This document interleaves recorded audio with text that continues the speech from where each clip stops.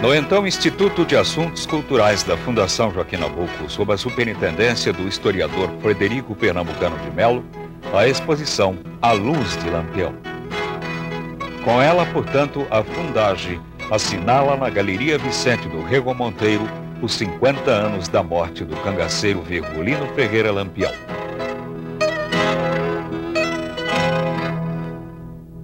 Normalmente não se espera que o público, tomando conhecimento do universo do cangaço pela primeira vez, ele já venha conhecendo os detalhes desse mundo estranho, desse mundo do sertão, desse mundo primitivo. Então, a Fundação Joaquim Nabuco teve o cuidado de preparar um boneco em tamanho natural, compondo a reprodução completa da figura de um cangaceiro. Esta reprodução é o motivo deste vídeo.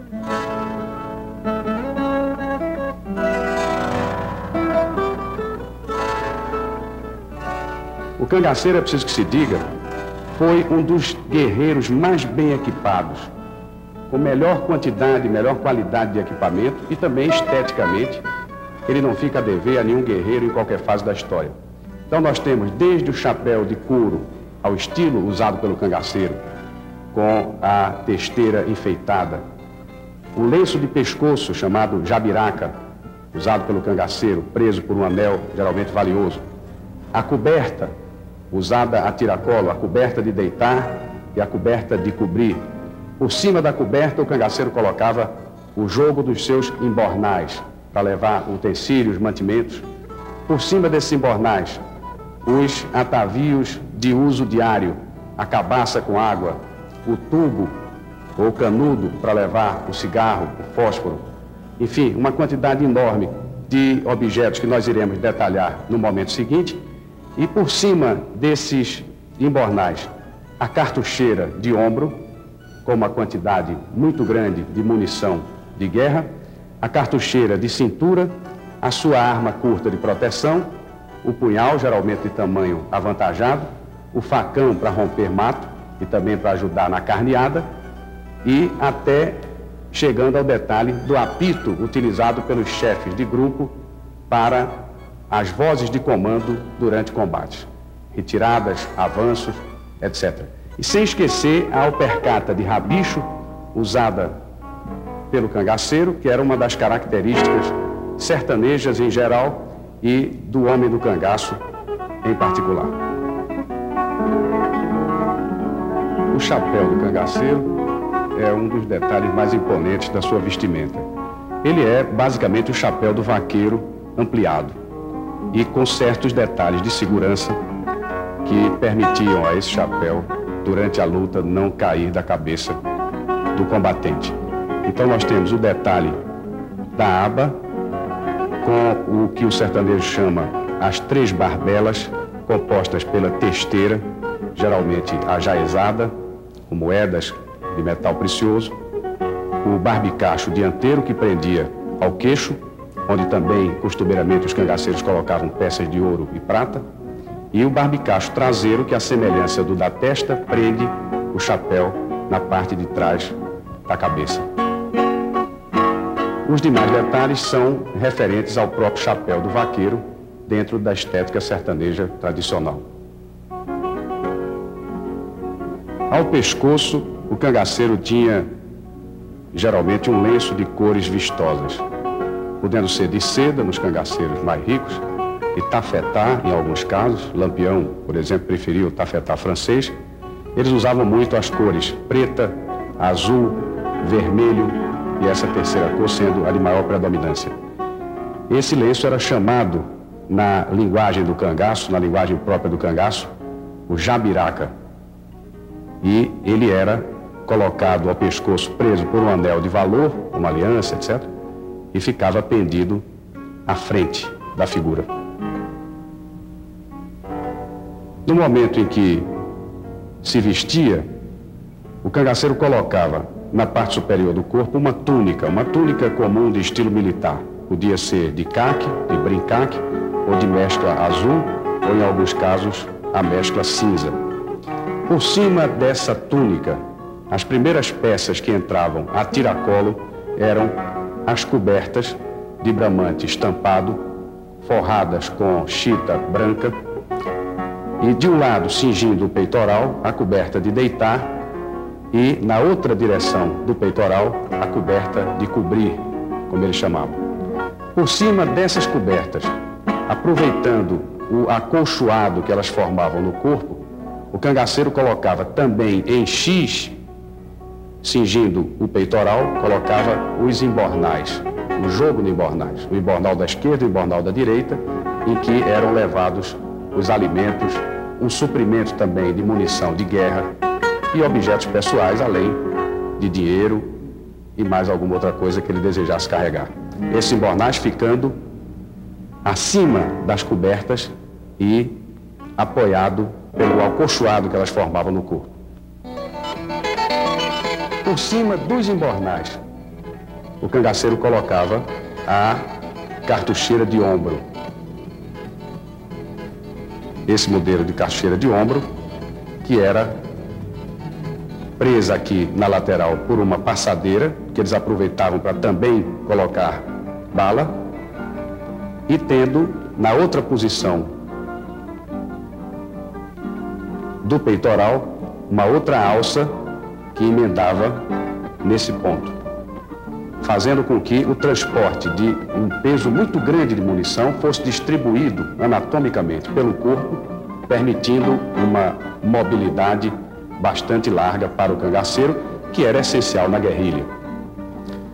Fora essa cartucheira, o embornal, a coberta, a túnica, ele tinha na cintura mais uma cartucheira, e uma cartucheira para bala longa, para bala de fuzil, uma outra cartucheira para a bala da arma curta, que também aqui aparece, podendo ser um revólver ou uma pistola, e prendendo-se a essas cartucheiras da cintura, o punhal geralmente longo. No século XX, com o surgimento das armas de repetição, dos rifles e mosquetões, o punhal perdeu o caráter de arma de briga. Passou a ser usado apenas para a execução fria, para a morte feita fora do combate. A morte do combatente ferido, que era terminado de matar a punhal, era sangrado. E passou a ser também, no século XX, no ciclo de cangaço de Lampião, um curioso símbolo de status, em que os cangaceiros de maior patente no grupo precisavam ter o maior punhal a indicar essa sua situação. O punhal do Lampião, não à toa, tinha 80 centímetros de comprimento. O punhal do Luiz Pedro, 72 centímetros. E completando essa parte frontal da imagem do boneco, nós deveríamos assinalar ainda o apito, que era usado pelos chefes de grupo para as vozes de comando durante combate e também para assinalar o momento das retiradas ou de reuniões.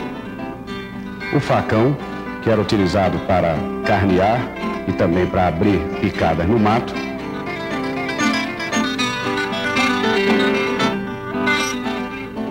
As luvas de couro, que não são exclusivas do traje do cangaceiro, mas que ele tomou de empréstimo ao traje do vaqueiro, são luvas que não prendem os dedos, apenas permitem um fácil deslocamento em meio à vegetação espinhosa do sertão. Da cintura para baixo, no traje do cangaceiro, o que nós temos a salientar era o culote, que foi usado pelos cangaceiros mais vaidosos, inclusive por Lampião, que poderia também ser a calça naqueles cangaceiros de menor vaidade. A calça comum, a calça de perna mais frouxa. Mas aqui nós vemos um modelo do culote usado pelo cangaceiro, que cinge a parte inferior da perna, chegando até um dos segredos da mobilidade do cangaceiro, que era essa alpercata de rabicho, a famosa alpercata de rabicho sertaneja, feita de couro cru, curtido de maneira primitiva, e que, na versão usada pelo cangaceiro, ela tinha não apenas o rabicho do calcanhar, mas tinha um rabicho superior que passava por cima do pé, prendendo-a de maneira mais sólida e evitando que ela caísse durante as correrias do combate. Essa alpercata era chamada no cangaço de alpercata ferrada, porque os seus pregos são, como nós podemos ver, externos ao corpo da peça. Elas eram calçadas ao estilo sertanejo com meias. na parte lateral, presos a tiracolo, nós temos vários objetos. Começaríamos pelo cantil, que era usado para água, mas como essa água esquentava, muitas vezes o cangaceiro preferia usar o cantil para levar a bebida alcoólica, ou no final dos anos 30 eles já usavam também para levar o açúcar em pó, que já era bastante consumido no sertão. Aqui nós temos o caneco, também preso por uma correia a tiracolo, e que ficava repousando sobre o embornal, na parte lateral, portanto não incomodando o corpo.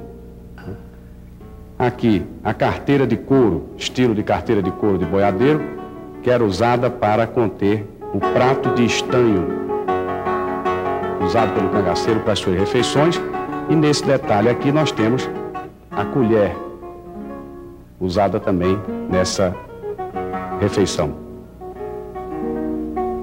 E também a tiracolo, ao lado da bolsa, a cabaça com água, essa sim, da preferência do cangaceiro, porque nela a água não esquentava, mesmo na caminhada ao sol. Mais do que o cantil, o cangaceiro preferia a cabaça sertaneja para carregar a água. E o tubo, ou canudo, pouco conhecido, mas realmente muito usado, tanto pelo cangaceiro quanto pelo soldado volante, porque nele eram levados todos os objetos que não podiam levar suor nem chuva. Então, cartas recebidas, dinheiro, cigarro, fósforo e até retrato da namorada, em alguns casos.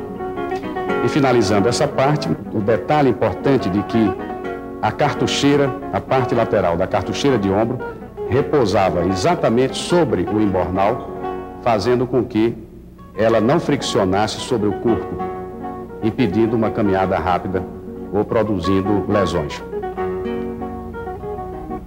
Esse nosso boneco cangaceiro foi o resultado de uma pesquisa de 5 anos, identificando ponto a ponto as matrizes artesanais do ciclo do cangaço que se perderam no momento em que esse ciclo desapareceu.